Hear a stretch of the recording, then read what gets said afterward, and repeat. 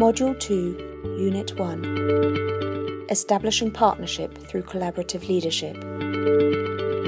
This unit will help you to better understand the principles of partnership, understand the level of engagement that the WASH coordination platform is aspiring from all its partners, understand what collaboration is and how to promote it, be aware of tips and advice to better ensure a collaborative leadership. Daniel is aware now that his role as a subnational coordinator of the WASH coordination platform in MAIL is to create well-established partnerships amongst actors involved in emergency response. But how can he really achieve this? Which kind of leadership should he promote? He thinks that Ahmed, the national coordinator, is in the best position to answer his questions.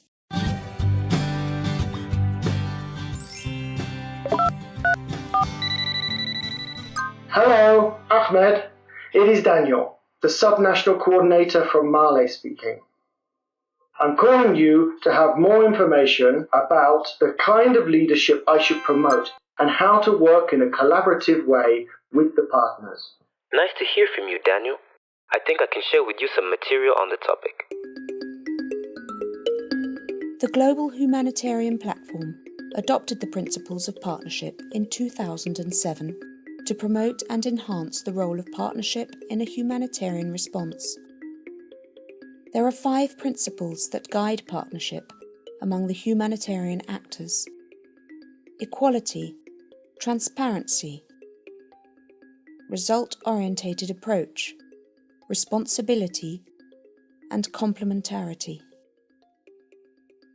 Equality requires mutual respect between members of the partnership, irrespective of size and power.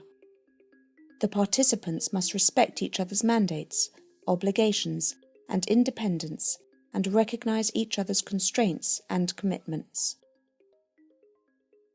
Transparency is achieved through dialogue on equal footing, with an emphasis on early consultations and early sharing of information.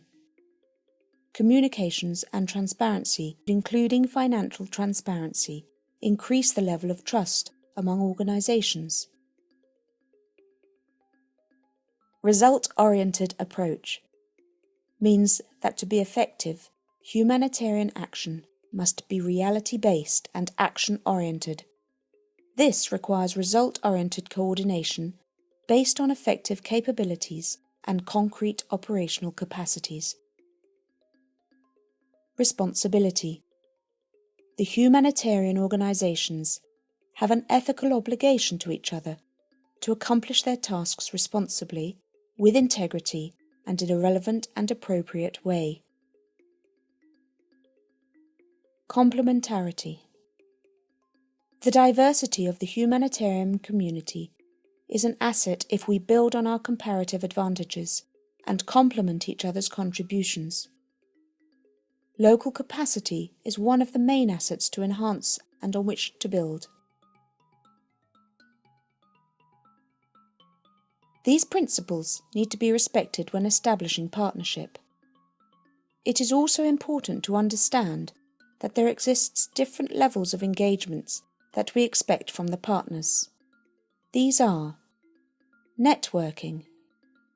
It means exchanging information for mutual benefit. Coordinating. It means networking and altering activities to achieve a common purpose. Cooperating. It means coordinating and sharing or pooling resources. And finally, collaborating. It means cooperating and enhancing the capacity of another for mutual benefit to achieve a common purpose. It is also important to avoid competing. In this situation, it means to avoid exchanging only some amount or partial information, but not proprietary information.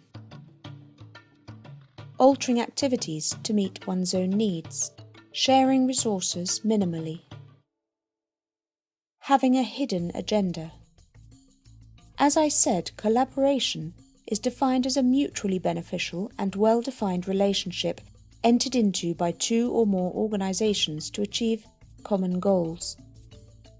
To achieve this, the coordinator of the network has to practice effective collaborative leadership rather than authoritative leadership. Collaborative leadership involves promoting shared vision from start, clear roles and responsibilities, sustained participation, diverse input, engage all, joint problem solving and decision making, ownership of outcomes, commitments and action, effective time use, personal contact. It is very important to focus on the needs of the partners as well. A successful collaboration from the partner's point of view includes quantity and quality of information shared, opportunity to participate in decision making, handling conflict, commitment to project, satisfaction with outcomes, shared vision and values. All partners are equal. There is no line of authority. It is key for the coordinator to keep NGOs to participate and stay involved. There are different styles of leadership, but no one leadership style is right.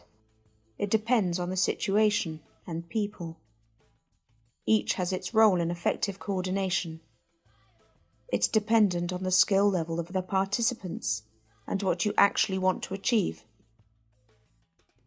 A directive style will, for instance, include initiating task, directing the other, be decisive. In a situation where participants are motivated and looking for leadership, a directive style may be appropriate. It involves initiating tasks, giving directions, and taking decisions. It may be the best option for setting up coordination platform, or in a situation where time is a constraint and decisions need to be made. In a situation where participants are unsure and have their own skills to bring to the table, a participative style is more effective. It will include a democratic approach, initiating process or discussions amongst the group, involving others from an early stage, facilitating consensus building and decision making. It is an appropriate style when establishing plans, or when setting up the coordination platform. You need to be building trust and engagement. This style can be used when participants understand the approach. Once participants understand the task, are motivated to complete the task, and have the skills to carry out the task, then it is important to delegate. You will then let others take ownership of task. They will also be able to make decisions as a group and also use expertise of others. This style can be efficient when the group is ready to work together under their own leadership. You can establish technical working groups where the group can better use the specialist knowledge in the group. This style is effective when the group is mature. From the various experiences of coordination platforms, we can say that an effective collaborative leader needs to manage time and prioritise, have good communication skills, be able to delegate, have good facilitation skills and negotiation skills, be able to build consensus, resolve disputes and handle conflict, understand others' points of view, understand partnership, networking, focus on the vision. To summarise, the WASH platform coordinator has to be an active listener to make sure that he is inclusive and actively listening to the group by asking questions. The coordinator needs to concentrate and have effective and useful questions that can be understood by the group. Listen to the group. Acknowledge points raised by the group is key to demonstrate that you are with them. You follow and show interest to each of the members. Clarify. It is also very important to clarify the points to make sure that all the group follow.